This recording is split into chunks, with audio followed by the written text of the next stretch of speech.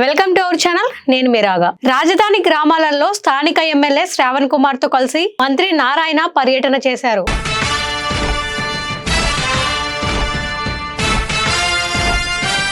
Amaravati smart సిటీలో భాగంగా నిర్మిస్తున్న పలు భవనాలను పరిశీలించారు.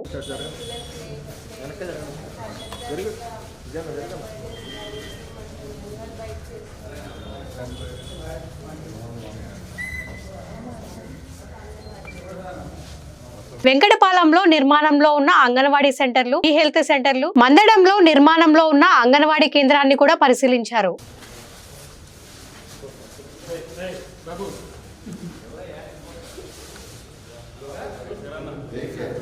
ఈ సందర్భంగా ఆయన విలేకరులతో మాట్లాడుతూ రాష్ట్రంలో ఖజానా ఖాళీ అయిందని, గత ప్రభుత్వం ఆర్థిక వ్యవస్థను నాశనం చేసిందని చెప్పారు. శాఖల వారీగా చేసిన కేటాయింపును కూడా ఇతర అవసరాలకు ఖర్చు పెట్టేశారని, గత ప్రభుత్వం 3 ముక్కల ఆట ఆడి అమరావతిని నాశనం చేసిందన్నారు. వీలైనంత త్వరగా అమరావతి ప్రాజెక్ట్ పూర్తి చేసేలా ముందుకెళ్తున్నామన్నారు. రాజధానిలో 17 అంగన్వాడీ సెంటర్లు, 16 ఈ హెల్త్ సెంటర్లు, 14 పాఠశాలలు నిర్మిస్తున్నామని చెప్పారు.